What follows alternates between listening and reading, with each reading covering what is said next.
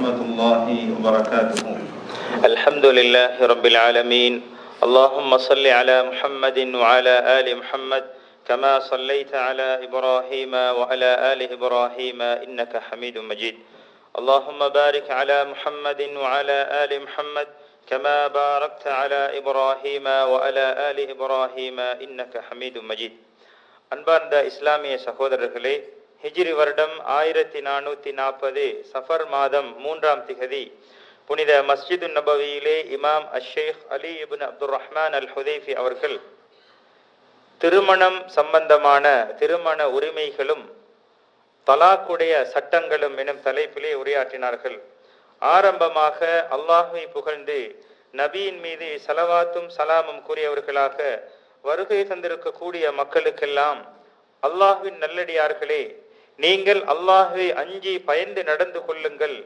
அல்லாஹ்வை தக்வா செய்வதுதான் உங்களுடைய ஈருலக வெற்றிற்கும் ஒரு அடிப்படை காரணியாக இருக்கும் என்று தக்வாவை கொண்டு உபதேசம் செய்தவர்களாக, அல்லாஹ்வின் நல்லடியார்களே, நீங்கள் எங்கிருந்து வந்தீர்கள், எங்கிலிருந்து உங்களுடைய பயணம் ஆரம்பமாகியது என்பதை பற்றி நீங்கள் சிந்தித்து பாருங்கள். உங்களுடைய ஆரம்ப அந்த வருகையிலிருந்து எத்தனையோ ஆண்களும் எத்தனையோ பெண்களும் ஒரே ஒரு இனத்திலிருந்து ஒரே ஒரு ஆத்மாவிலிருந்து படைக்கப்பட்டிருப்பதை விரிவுபட்டிருப்பதை நீங்கள் காணலாம். அல்லாஹ் சுப்ஹானஹு வ தஆலா அல் குர்ஆனிலே இதனை பற்றி கூறுகின்ற போது சூரா அன்-நிசாவின் 1வது வசனத்திலே அல்லாஹ் கூறுகின்றான், யா அய்யுஹன்னாஸ், மனிதர்களே, இத்தகு ரப்பக்கும், உங்களது ரப்பை நீங்கள் பயந்து நடந்து கொள்ளுங்கள். அல்லதி ஹலகக்கும் மின் நஃப்ஸின் வாஹிதா, அந்த ரப் ஒரு ஆத்மாவிலிருந்து உங்களை படைத்து, வஹலக மின்ஹா ஜௌஜஹா, அந்த ஆத்மாவிலிருந்து அதற்குரிய துணையை அதிலிருந்தே படைத்து, வபஸ்ஸ மின்ஹுமா ரிஜாலன் கஸீரன் வனிஸாஆ, அந்த இருவரிலிருந்து அதிகமான ஆண்களையும் பெண்களையும் அல்லாஹ் பரவச் செய்திருக்கின்றான், உருவாக்கி இருக்கின்றான் என்று அல்லாஹ் சுப்ஹானஹு வ தஆலா அல் குர்ஆனிலே கூறுகின்றான். அதே போன்று இன்னும் ஒரு வசனத்திலே, அவன்தான் உங்களை ஒரு ஆத்மாவிலிருந்து படைத்து, வஜஅல மின்ஹா ஜௌஜஹா லியஸ்குன இலைஹா, அந்த ஆத்மாவிலிருந்து அதற்குரிய துணையை படைத்து அதிலே குடியிருப்பதற்காக அமைதி பெறுவதற்காக அதனை அல்லாஹ் ஆக்கி இருக்கின்றான் என்று அல் குர்ஆனிலே அல்லாஹ் கூறுகின்றான். அன்பார்ந்த இஸ்லாமிய சகோதரர்களே, எனவே இஸ்லாம் தோன்றியதிலிருந்து மனிதன் உருவாகியதிலிருந்து இது அல்லாஹுடைய ஒரு ஏற்பாடாக வழிமுறையாக இருக்கின்றது. ஒரு ஆணும் ஒரு பெண்ணும் இணைந்து வாழ்க்கையை தொடர்ந்து இதனூடாக சந்ததியினர்கள் பெருக்கம் உருவாகுவது என்பது அல்லாஹுடைய ஏற்பாடாக இருந்து கொண்டிருக்கின்றது.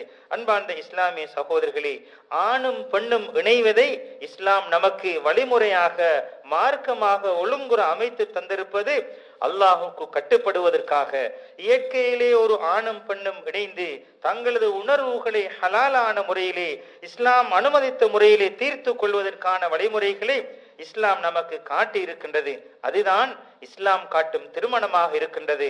அதற்கு மாற்றமாக நடைபெறக்கூடிய எல்லா விதமான முறைகேடான விடயங்கள் மூலமாக எந்தவித நன்மைகளை நாம் எதிர்பார்க்க முடியாது என்பதை உணர்ந்து கொள்ள வேண்டும்.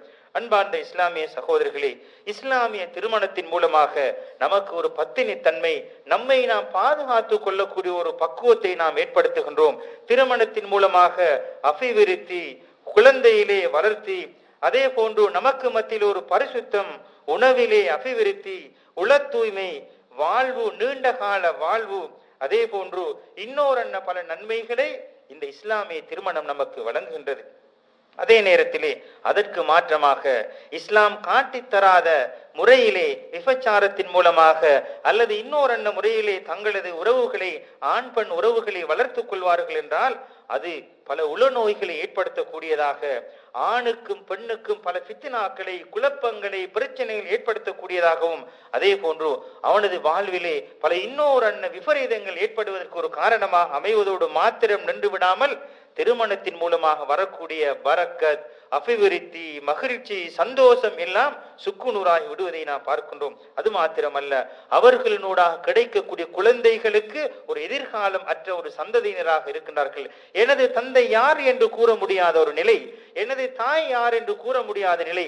பெற்றோர்களும் அதே போன்று இது எனது குழந்தை என்று கூற முடியாத ஆண், இது எனது குழந்தை என்று கூற முடியாத பெண் பல இன்னொரு பிரச்சனைகளுக்கு ஆளாக்கப்படுவதோடு மற்றும் நின்று விடாமல் மறுமையிலே பல வேதனைக்குட்படக்கூடிய விபச்சாரிகளுக்குரிய தண்டனைகளை ஏராளமான ஹதீஸ்களிலே நபி ஸல்லல்லாஹு அலைஹி வஸல்லம் அவர்கள் கூறியிருக்கிறார்கள். அன்பார்ந்தவர்களே, எனவே முறையான திருமணத்தின் மூலமாக அல்லாஹ் வழங்கக்கூடிய பாதுகாப்பு, மன சந்தோஷம், அபிவிருத்தியை பெற்றுக்கொள்வதோடு அதற்கு மாற்றமாக இருக்கக்கூடிய விபச்சாரத்தை ஒற்று முழுதாக தவிர்ந்து அதிலிருந்து வரக்கூடிய ஆபத்துக்களை தவிர்த்து கொள்வதற்காக நாம் முயற்சிப்பதோடு நமது சமுதாயத்தினர்களுக்கு வழிகாட்ட வேண்டும், அவர்களுக்கு ஆலோசனை கூறக்கூடியவர்களாக இருக்க வேண்டும். அன்பார்ந்த இஸ்லாமிய சகோதரர்களே, நபி ஸல்லல்லாஹு அலைஹி வஸல்லம் அவர்களுடைய இஸ்ரா மிஅராஜ் பயணத்தின் போது பல காட்சிகள் அவர்களுக்கு காண்பிக்கப்பட்டது.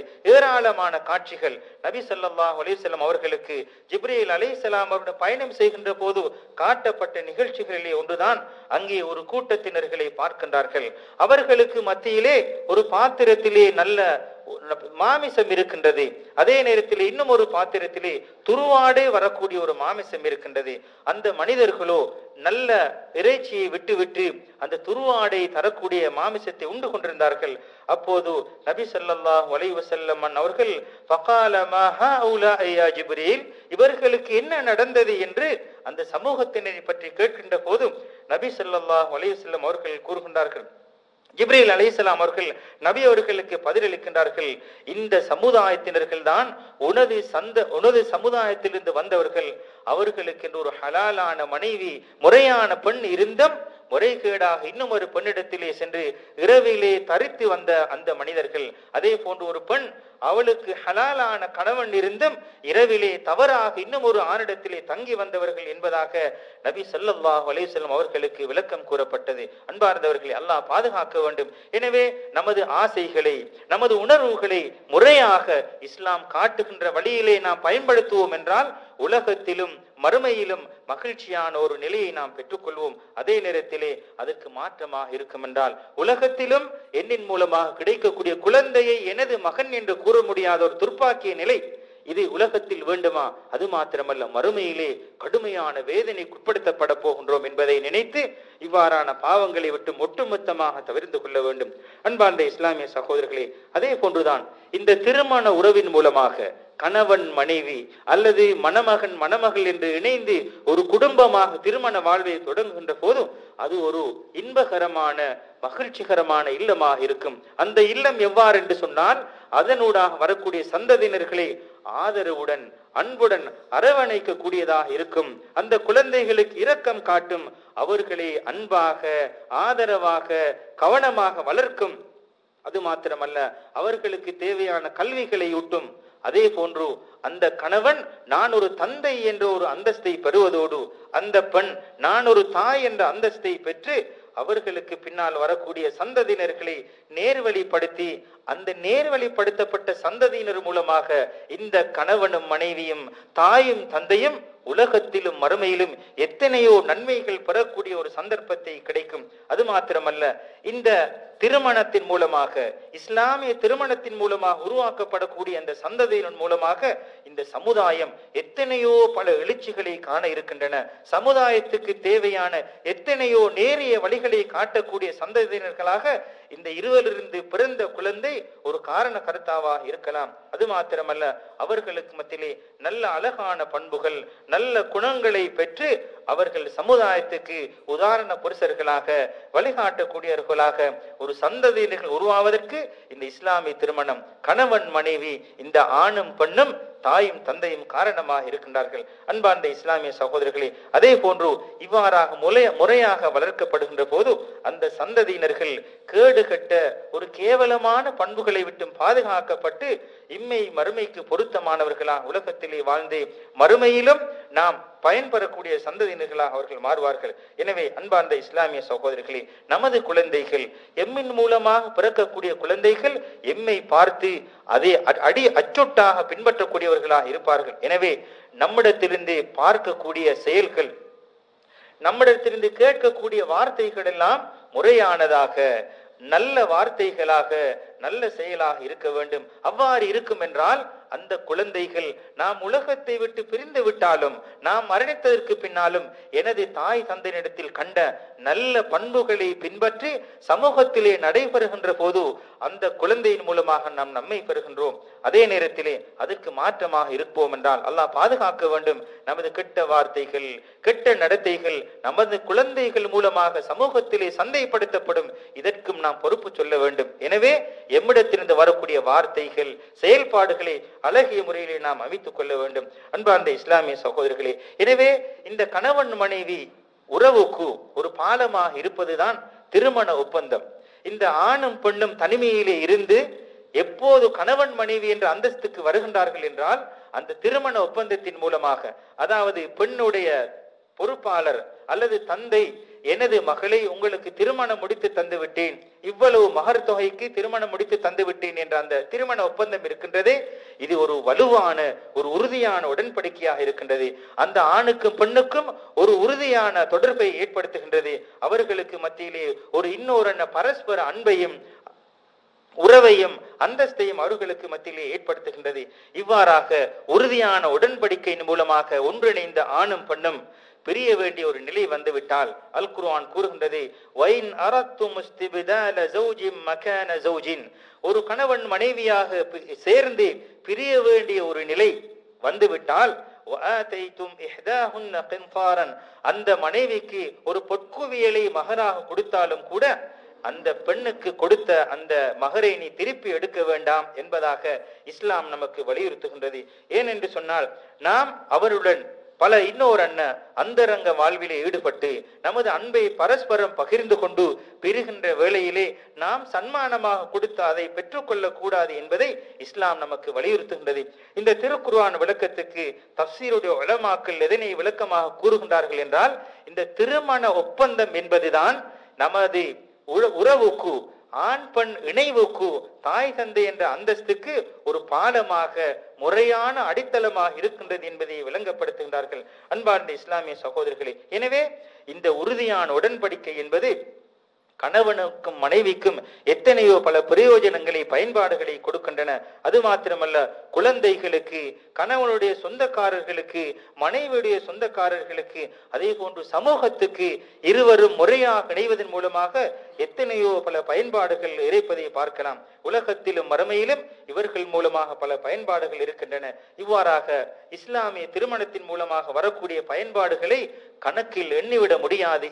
அன்பார்ந்த இஸ்லாமிய சகோதரர்களே, அதே நேரத்திலே இவ்வளவு பல பயன்பாடுகள், பிரயோஜனங்கள் நிறைந்த இந்த திருமணத்தை நாம் முறித்து கொண்டால், அந்த உடன்படிக்கையை நாம் தவிடுபொடியாக்கி கொண்டால், அதன் மூலமாக வரக்கூடிய ஆபத்துக்கள், கேவலங்கள், கவலைகள் ஏராளம் ஏராளம். அல்லாஹ் பாதுகாக்க வேண்டும். அன்பார்ந்த இஸ்லாமிய சகோதரர்களே, எல்லா பயன்பாடுகளையும் இந்த திருமண முறிவு அனைத்தையும் சுக்குநூறாக்கிவிடும்.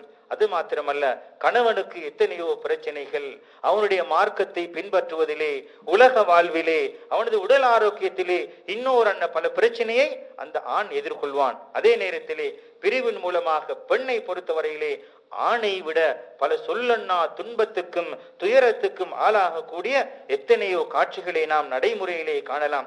அவள் திருமணத்துக்கு முன்னால் வாழ்ந்த நிலையிலிருந்து திருமண வாழ்விலே நுழைந்து பிரிந்து விட்டாள் என்றால் அவளுக்கு ஏற்கனவே கிடைத்த நிம்மதி கூட அவளது வாழ்விலே இல்லாமல் போய்விடக்கூடிய சந்தர்ப்பத்தை இந்த திருமண முறிவு ஏற்படும் என்பதை நாம் புரிந்து கொள்ள வேண்டும். அன்பார்ந்த இஸ்லாமிய சகோதரர், அதுவும் நாம் இருக்கக்கூடிய இந்த ஒரு மார்க்கத்திலே பற்றுதல் குறைந்த காலத்தில் இருக்கக்கூடிய நாம், ஒரு பெண் தனியாக இருப்பாள் என்றால் அவள் எத்தனையோ சொல்லொன்னா துயரங்கத்துக்கு ஆளாகுவாள் என்பதை நாம் நடைமுறையிலே பார்த்திருக்கின்றோம். அன்பார்ந்த இஸ்லாமிய சகோதரிகளே, அது மாத்திரமல்ல, இந்த திருமண முறிவின் மூலமாக குழந்தைகள் அங்கே சுக்கு நோகிறார்கள். அவர்கள் உலகத்திலே அவர்கள் சிதறி விடுவார்கள். அவர்கள் உலகத்திலே ஒரு கஷ்டமான வாழ்வை எதிர்கொள்வார்கள். அது மாத்திரமல்ல, அவர்கள் நேரான பாதையிலே செல்வதற்கு பதிலாக வழி தவறக்கூடிய எத்தனையோ சந்தர்ப்பங்கள் இந்த திருமண முறிவின் மூலமாக ஏற்படுகின்றன. அதே போன்று பல சொல்லன்னா நோய்களுக்கு ஆளாக்கப்படுகின்றார்கள். சமூகத்திலே முகம் கொடுக்க முடியாமல் தலை குணக்கூடிய சந்தர்ப்பங்கள். அதே போன்று குடும்பத்தை வேண்டும் என்றே புறக்கணிக்கக்கூடிய ஒரு நிலை ஏற்படுகின்றது. கணவன் மனைவி தாய் தந்தையர்கள் பிரிந்து விட்டால் தனது குழந்தை தாயுடைய குடும்பத்தை ஒட்டுமொத்தமாக வெறுக்கக்கூடிய ஒரு நிலை, அல்லது தந்தையுடைய குடும்பத்தை ஒட்டுமொத்தமாக வெறுக்கக்கூடிய நிலையை நாம் பார்க்கின்றோம். அல்லாஹ் பாதுகாக்க வேண்டும். உறவினர்களை துண்டித்து நடப்பது, குடல்வாய் ஜனங்களை துண்டித்து நடப்பது எவ்வளவு பெரிய பாவம் என்பதை நாம் ஏராளமான நபிமொழிகளிலே பார்க்கின்றோம். ஆனால் இந்த தாய் தந்தை கணவன் மனைவி பிரிவதன் மூலமாக இவ்வாறான ஒரு துன்பகரமான நிலையும் ஏற்படக்கூடியதாக இருக்கின்றது. அன்பார்ந்த இஸ்லாமிய சகோதரர்களே, எனவே இந்த தலாக்கின் மூலமாக ஏற்படக்கூடிய துன்பங்கள், துயரங்கள், ஆபத்துக்கள் ஏராளம் இருக்கின்றன. எனவே இந்த ஆபத்துக்களை தவிர்த்து கொள்வதற்காக நாம் ஒவ்வொருவரும் முயற்சிக்க வேண்டும். இதனை உணர்த்தக்கூடிய ஒரு ஹதீஸை நபி ஸல்லல்லாஹு அலைஹி வஸல்லம் அன்னவர்கள் கூறக்கூடிய ஒரு செய்தியை ஜாபிர் ரலியல்லாஹு தஆலா அவர்கள் அறிவிக்கின்றார்கள். அன்பார்ந்தவர்களே, இப்லீஸ் ஷைத்தான் அவனுடைய சிம்மாசனத்திலே தண்ணீரிலே அமர்ந்து கொண்டு அவனுடைய படைகளை எல்லாம் பட்டாளங்களை எல்லாம் உலகத்திலே அவன் பரவ செய்வான். ஒவ்வொரு பிரதேசத்துக்கும் அனுப்பி அவர்களிருந்து யார் அதிகமான தீங்கை செய்து வருகின்றார்கள் என்பதை பார்த்து அவர்களுக்கு சன்மானம் வழங்குவதற்காக அவர்களை உலகத்திலே அனுப்பி கொண்டு அவன் காத்திருப்பான். இவர்கள் எல்லாம் உலகத்திலே பறந்து பிரிந்து சென்று சமூகத்துக்கு மத்தியிலே, மக்களுக்கு மத்தியிலே பல பிளவுகளை, குளறுபடிகளை, குழப்பங்களை ஏற்படுத்தி நான் தான் சன்மானத்துக்குரியவனாக மாற வேண்டும் என்று ஆவலாக அந்த இப்லீஸிடத்திலே வந்து ஒவ்வொருவராக நான் இதை செய்தேன், இதை செய்தேன் என்று ஒவ்வொருவராக அவர்கள் செய்த கெட்ட வேலைகளை கூறிக்கொண்டே இருப்பார்கள். அவர்களுடைய எந்த செயலையும் அந்த இப்லீஸ் கண்டுகொள்ளவில்லை. இறுதியிலே ஒரு மனிதர் கூறுவார், فيقول ما تركته حتى فرقت بينه وبين امرأته. அந்த இப்லீஸ் பட்டாளத்திலிருந்து ஒருவன் கூறுவான், நான் கணவன் மனைவிக்கு மத்தியிலே, ஒரு ஆணுக்கும் பெண்ணுக்கு மத்தியிலே பிளவை ஏற்படுத்தி அவர்களை இரண்டாக பிரித்து விட்டு வந்துவிட்டேன் என்று கூறிய போது அவனை அங்கே அந்த இப்லீஸ் அழைத்து அவனை பெருமையாக கூறி அந்த நீதான் என்று அவனை அந்த இப்லீஸ் பட்டாளத்துக்கு மத்தியிலே புகழக்கூடிய ஒரு காட்சி இருக்கும் என்பதாக நபி ஸல்லல்லாஹு அலைஹி வஸல்லம் அவர்கள் கூறுகிறார்கள். இந்த ஹதீஸ் முஸ்லிமிலே பதியப்பட்டிருக்கின்றது. அந்த அளவுக்கு பாரதூரமான கெடுதிகளை ஏற்படுத்தக்கூடியதுதான் கணவன் மனைவிக்கு மத்தியிலே பிளவு ஏற்படுவது என்பதை இந்த ஹதீஸ் நமக்கு வலியுறுத்துகின்றது. அன்பார்ந்த இஸ்லாமிய சகோதரர்களே, ஆனால் நாம் இருக்கக்கூடிய இந்த சமகாலத்திலே கணவன் மனைவியாக சேர்ந்தவர்கள் ஆணும் பெண்ணும் சேர்ந்து அவர்களுக்கு மத்தியிலே பிரச்சினைகள், குழப்பங்கள், முரண்பாடுகள் ஏற்படுகின்ற போதும் இந்த தலாக் என்பதை சர்வ சாதாரணமாக அற்பமாக கருதி அவர்கள் பல சந்தர்ப்பங்களில் அதை அவர்கள் கவனீனமாக பயன்படுத்திக் கொள்கின்றார்கள். அல்லாஹ் பாதுகாக்க வேண்டும். இந்த பிரிவுக்குரிய காரணங்கள் அற்பமான காரணமாக இருக்கும், அல்லது பிரிவுக்குரிய காரணங்கள் எதுவென்று தெளிவில்லாமல் இருக்கும். இவ்வாறான தெளிவற்ற சந்தர்ப்பங்களிலே இந்த தலாக்கின் மூலமாக பல சமூக சீர்கேடுகள் ஏற்படுவதற்கு சமகால வாலிபர்கள் ஒரு காரணமாக இருக்கின்றார்கள். அன்பார்ந்த இஸ்லாமிய சகோதரர்களே, இவ்வாறு பிளவுகள் ஏற்படுவதற்கு ஏராளமான காரணங்கள் இருக்கின்றன. அவைகளிலே முக்கியமான மிகவும் பிரதானமான காரணம்தான் இந்த மார்க்கம் சம்பந்தமான கணவன் மனைவியாக சேர்ந்து வாழ முடியாவிட்டால் தலாக் என்ற ஒன்றை நமக்கு இஸ்லாம் தந்திருக்கின்றது. அதனுடைய சட்ட திட்டங்களை அறியாமல் இருப்பது, குர்ஆன் ஹதீஸ் சொல்லக்கூடிய வழிகாட்டலை புரியாமல் இருப்பதுதான் மிகவும் பாரதூரமான ஒரு காரணமாக, இந்த பிளவுக்கு ஒரு காரணமாக இருக்கின்றது. ஆனால் இஸ்லாத்தை பொறுத்தவரையிலே அந்த வாழ்விலே ஏற்படக்கூடிய இப்பேற்பட்ட பிரச்சனையாக இருந்தாலும் அதற்கு தெளிவான முறையான நீதமான தீர்வுகள் இஸ்லாம் காட்டி இருப்பதை நாம் காணலாம். அன்பார்ந்த இஸ்லாமிய சகோதரர்களே, எனவே பிளவுகள் வருகின்ற போது, குரோதங்கள் ஏற்படுகின்ற போது அவர்களுக்கு மத்தியிலே அவர்களாக பிரச்சனைகளை தீர்த்து கொள்ள வேண்டும். கணவனும் மனைவியும் சில்லறை பிரச்சனைகள் அவர்களை தீர்த்து கொள்வதற்கு முயற்சிக்க வேண்டும். இரண்டாம் தரப்புக்கு அல்லது மூன்றாம் தரப்புக்கு இந்த செய்திகளை எத்து செய்து விடாமல் அவர்களே தீர்த்து கொள்வதற்கு முயற்சிக்க வேண்டும். அல்லாஹ் பாதுகாக்க வேண்டும். இந்த பிரச்சனைகள் கணவன் மூலமாக பிரச்சனை அவர் காரணமாக இருக்கலாம், அல்லது பிரச்சனைக்கு காரணமாக பெண்கள் இருக்கலாம். இது இரண்டையும் தாண்டி அல்லாஹ் பாதுகாக்க வேண்டும்.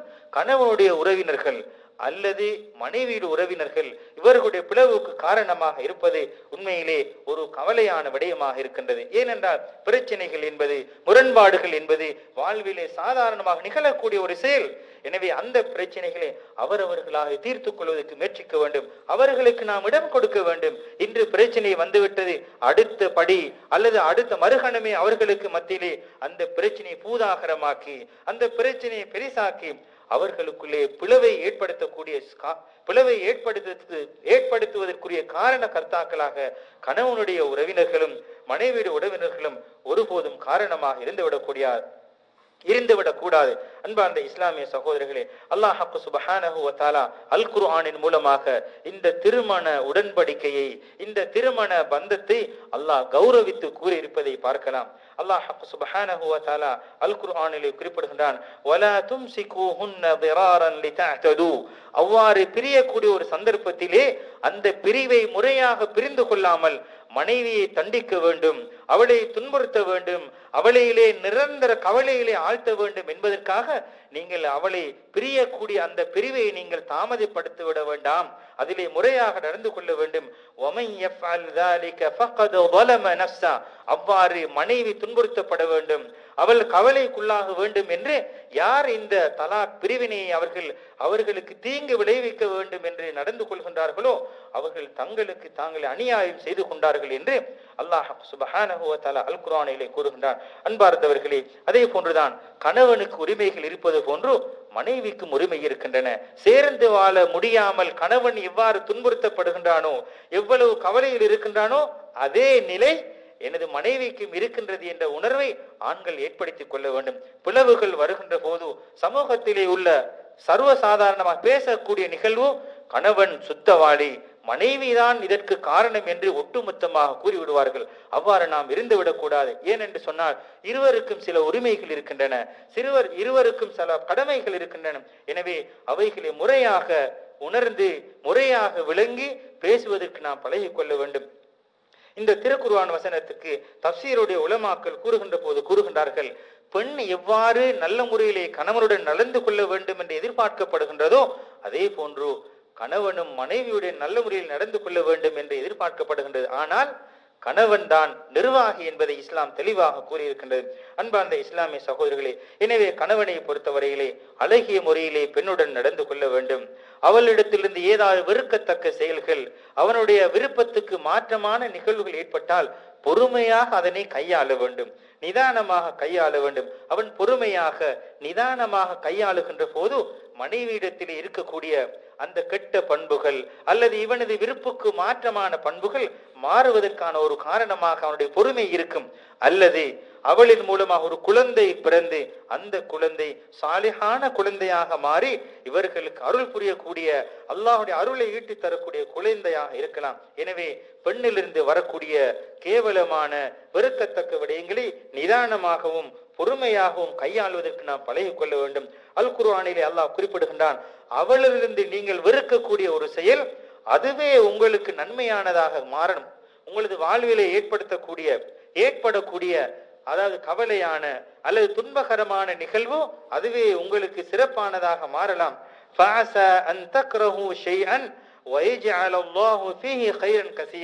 ஒரு விடயத்தை நான் வெறுக்கிறேன், இதனை ஒதுக்குகிறேன், ஆனால் பொறுமையாக அதனை கையாண்டான் அதன் மூலமாக அல்லாஹ் ஏராளமான நன்மைகளை ஆக்கலாம் என்று அல் குர்ஆனிலே குறிப்பிடுகின்றான். எனவே பெண்கள் விடயத்திலே நாம் நிதானமாகவும் நீதியாகவும் இரக்கமாகவும் நடந்து கொள்வதற்கு முயற்சிக்க வேண்டும். அதே நேரத்திலே பெண்ணை பொறுத்தவரையிலே கணவனுடைய விடயத்திலே மிகவும் பண்புள்ளவளாக நடந்து கொள்ள வேண்டும்.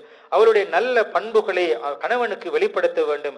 அழகிய முறையிலே கணவனை கவனிக்க வேண்டும். அதே நேரத்திலே பெண் பெண்ணுக்கு எது விருப்பமோ அதனை உணர்ந்து அறிந்து கணவன் நடந்து கொள்வதோடு, அதே போன்று கணவனுக்கு எது விருப்பத்துக்குரிய விடயமாக இருக்கின்றதோ அதற்கு ஏற்றாற்போல் பெண் நடந்து கொள்ள வேண்டும். அதே போன்றுதான் எது பெண்ணுக்கு பிடிக்காதோ அதனை தவிர்ந்து கொள்வதற்கும், எது கணவனுக்கு வெறுப்பாக இருக்குமோ அதனை தவிர்ந்து கொள்வதற்கும் கணவன் மனைவிகள் புரிந்து கொள்ள வேண்டும், பழகி கொள்ள வேண்டும். எதுவெல்லாம் எனது மனைவிக்கு பிடிக்குமோ அதற்கேற்றாப்போல் நம்மை மாற்றிக்கொள்வது, எதுவெல்லாம் எனது கணவனுக்கு விருப்பமாக இருக்குமோ அதற்கேற்றாப்போல் மனைவி அவளை மாற்றிக்கொள்ள வேண்டும். இதே போன்று மாற்றிக்கொள்வார்கள் என்று சொன்னால் அவர்களுக்கு மத்தியிலே அன்பான மகிழ்ச்சியான வாழ்வு நியமமாக இருப்பதற்கு இவைகள் ஒரு காரணமாக இருக்கும்.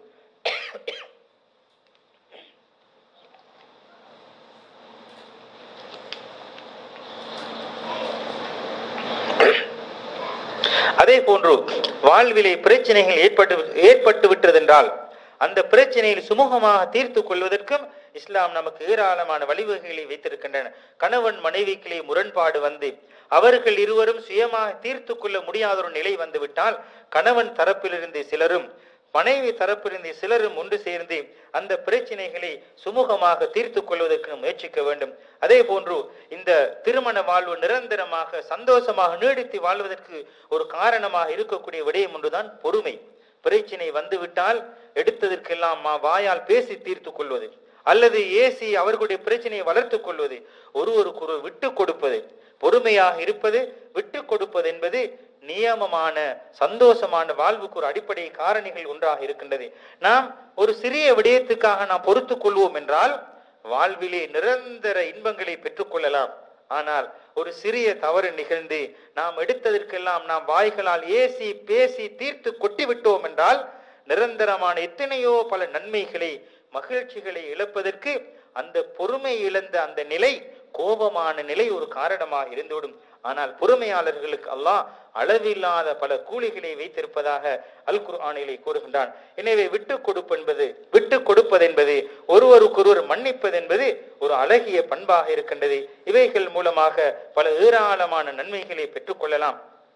அதே போன்று சமகாலத்திலே நாம் இருக்கக்கூடிய இந்த வாழ்விலே வாலிபர்கள், அதே போன்று வாலிப பெண்களுக்கு மத்தியிலே சிறிய சிறிய பிரச்சனைகளை வைத்து அவர்கள் பல குரோதங்களை வளர்த்து அவர்களுக்கு மத்தியிலே பல பிரச்சனைகள், பல குழப்பங்கள், நிரந்தர பிரிவுகள் ஏற்படுவதற்கு பொறுமை இல்லாத தன்மை, விட்டு கொடுக்கக்கூடிய தன்மை வாழ்விலே அற்று போனதும் ஒரு காரணமாக இருப்பதை நாம் சமகாலத்திலே பார்த்து கொண்டிருக்கிறோம். எனவே கணவன் மனைவிக்கு மத்தியிலே ஒருவருக்கொருவர் ஒத்தாசையாக இருப்பது, இரக்கமாக இருப்பது என்பது அந்த திருமண வாழ்வுக்கு உரமூட்டக்கூடியதாக, உறுதி அளிக்கக்கூடியதாக இருக்கின்றது.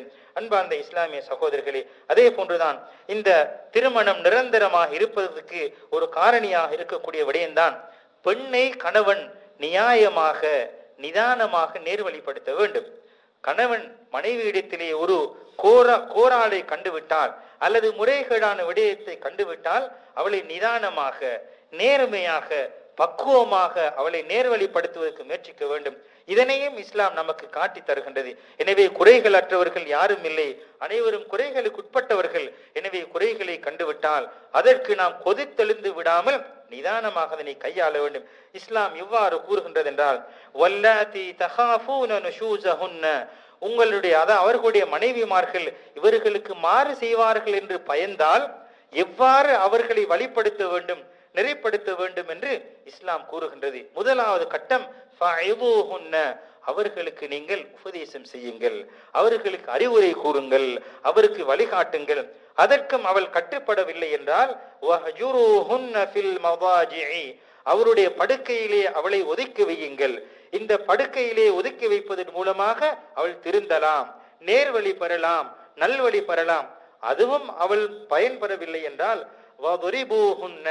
அவளுக்கு காயம் ஏற்படாத முறையில் அவரை தண்டியுங்கள், அடியுங்கள் என்று இஸ்லாம் கூறுகின்றது. இவ்வாறு உபதேசம் செய்து படுக்கையிலே ஒதுக்கி வைத்து அவளுக்கு அடித்து அவள் திரிந்து விட்டால் அவளை நீங்கள் விட்டுவிட வேண்டும், அவளை குறை காணக்கூடாது, அவளை நீங்கள் மனைவியாக சந்தோஷமாக ஏற்றுக்கொள்ள வேண்டும் என்று இஸ்லாம் நமக்கு வலியுறுத்துகின்றது. எனவே இது போன்ற முறைகளை கையாள வேண்டும். இவைகளை எல்லாம் விட்டுவிட்டு கண்டுவிட்டால், குறைகளை கண்டுவிட்டால் உடனடியாக அதனை சந்தைப்படுத்தி அந்த பிரச்சனையை பெருசுபடுத்தி நாளைக்கு அவர்கள் பிரிவதற்கு ஒரு காரணமாக நாமே அதற்கு காரண கருத்தாகலாக இருந்துவிடக் கூடாது. அன்பார்ந்த இஸ்லாமிய சகோதரர்களே, அதே போன்று இவ்வாறு பிரச்சனைகள் ஏற்படுகின்ற போது அவர்களை பிரச்சனைகளை சுமூகப்படுத்தக்கூடிய காதிமார்கள், நீதிவான்கள், நீதிபதிகள் அவர்களை பிரிய விடாமல் நிரந்தரமாக வாழ்விலே இருப்பதற்கான வழிவகைகளை அவர்களுக்கு ஏற்படுத்தக்கூடியவர்களாக இருக்க வேண்டும். அன்பார்ந்த இஸ்லாமிய சகோதரர்களே, அதே போன்று கணவனை பொறுத்தவரையிலே மனைவியுடன் அழகிய முறையிலே நடந்து கொள்வது, அவளுக்குரிய இருப்பிடத்தை ஏற்பாடு செய்து கொடுப்பது, அவளுக்குடைய செலவுகளை கொடுப்பது, ஆடைகளை வழங்குவது, அவளுடைய நல்ல முறையில் நடந்து கொள்வதெல்லாம் கணவன் மனைவிக்கு செய்ய வேண்டிய கடமைகளாக இருக்கின்றன. அதே நேரத்திலே பிரிய வேண்டிய நிலை வந்துவிட்டால் தேவையில்லாத வார்த்தைகள் மூலமாக அவளை கொட்டி தீர்த்து விடாமல் முறையாக இஸ்லாம் காட்டிய முறைப்படி பிரிந்து கொள்ளலாம். அதனை விட்டுவிட்டு பிரிந்து விட்டோம் என்றால் ஆரம்பத்திலிருந்து எல்லா விதமான இன்பங்களை எல்லாம் மறந்து அவளை படுகொலியிலே தள்ளக்கூடிய ஒரு நிலையை ஒரு ஆண் எடுத்துக்கொள்ளக் கூடாது. அன்பார்ந்த இஸ்லாமிய சகோதரர்களே, அப்துர் ரஹ்மான் இப்னு அவுஃப் ரலியல்லாஹு தஆலா அவர்கள் அறிவிக்கக்கூடிய ஒரு செய்தியிலே நபி ஸல்லல்லாஹு அலைஹி வஸல்லம் அவர்கள் கூறுகின்றார்கள், ஒரு பெண்ணை பொறுத்தவரையிலே அவளுக்கு சுவர்க்கம் நுழைவதற்கு இலகுவான பல வழிகள் இருக்கின்றன. ஒரு பெண் 5 நேர தொழுகைகளை நிறைவேற்றி ரமலான் மாத நோன்பை பிடித்து அவளுடைய கற்பை பாதுகாத்து கணவனுக்கு கட்டுப்பட்டு நடப்பாள் என்று சொன்னால் நாளை மறுமையிலே சுவர்க்கத்திலே விரும்பிய வாயிலூடாக நுழைவதற்கான அழைப்பு விடுக்கப்படும் என்று நபி ஸல்லல்லாஹு அலைஹி வஸல்லம் அவர்கள் கூறுகின்றார்கள். எனவே கணவனுக்கு கட்டுப்படக்கூடிய தன்மை என்பது ஒரு முக்கியமான சுவர்க்கத்துக்கு வழிவகுக்கக்கூடிய ஒரு வழி என்பதை இந்த ஹதீஸ் நமக்கு வலியுறுத்துகின்றது. அன்பார்ந்த இஸ்லாமிய சகோதரர்களே, அதே நேரத்திலே பெண்ணை பொறுத்தவரையிலே பெண் கணவனை நல்ல முறையிலே வளர்க்க வேண்டும், அவளை நல்ல முறையிலே கணவனை கண்காணிக்க வேண்டும், அவனுக்கு தேவையான விடயங்களை எல்லாம் செய்வதோடு அல்லாஹுக்கு மாற்றமில்லாத விடயங்களில் எல்லாம் கணவனுக்கு கட்டுப்பட வேண்டும். அன்பார்ந்த இஸ்லாமிய சகோதரர்களே, அதே போன்றுதான் கணவனும் மனைவியும், கணவன் மனைவியுடைய உறவினர்களை கவனிக்கின்ற விடயத்திலும் மனைவி கணவனுடைய உறவினர்களை கவனிக்கின்ற விடயத்திலும் நிதானமாக நடந்து கொள்ள வேண்டும். அன்பாக ஆதரவாக அவர்களை அனுசரிப்பதற்கு பழகிக் கொள்ள வேண்டும். இந்த திருமண முறிவுக்கு இவைகளும் ஒரு காரணமாக இருக்கும். பெண் எனது உறவினர்களை கவனிப்பதிலே கணவன் மோசடி செய்து விட்டான், அல்லது பெண் கணவனுடைய உறவினர்களை ஆதரிப்பதிலே மோசடி செய்து விட்டாள் என்று ஒரு அற்ப காரணங்களை ஏன் நடந்தது என்று சிந்திக்காமல் பிளவுகளை ஏற்படுத்தி தலாக் செல்கின்ற அளவுக்கு செல்லக்கூடிய காட்சிகளை நாம் பார்த்து கொண்டிருக்கின்றோம். அன்பார்ந்த இஸ்லாமிய சகோதரர்கள், எனவே இருவருடைய உறவினர்களை அன்பாக ஆதரவாக நடத்துவதற்கு பழகிக் கொள்ள வேண்டும். அதே போன்று கணவன் மனைவி பிளவுகள் ஏற்படுவதற்கு இன்னும் ஒரு காரணிதான் தொலைத்தொடர்பு சாதனங்களாக வரக்கூடிய காணொளிகள், அதே போன்று தொடர் நாடகங்கள்.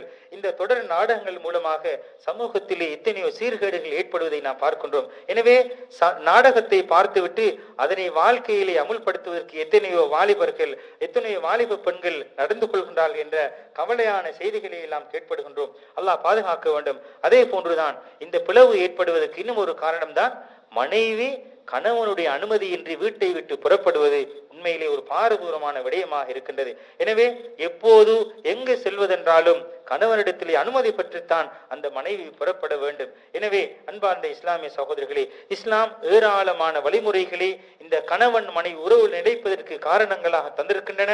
அவைகளை பின்பற்றி முறையாக வாழ்வை நடாத்தி சந்தோஷகரமான வாழ்வை பெறுவதற்கு நாம் முயற்சிப்பதோடு முடியாத சந்தர்ப்பத்தில் இஸ்லாம் கூறக்கூடிய அந்த தலாக் என்ற பிரிவை முறையாக பயன்படுத்திக் கொள்வதற்கு முயற்சிக்க வேண்டும்.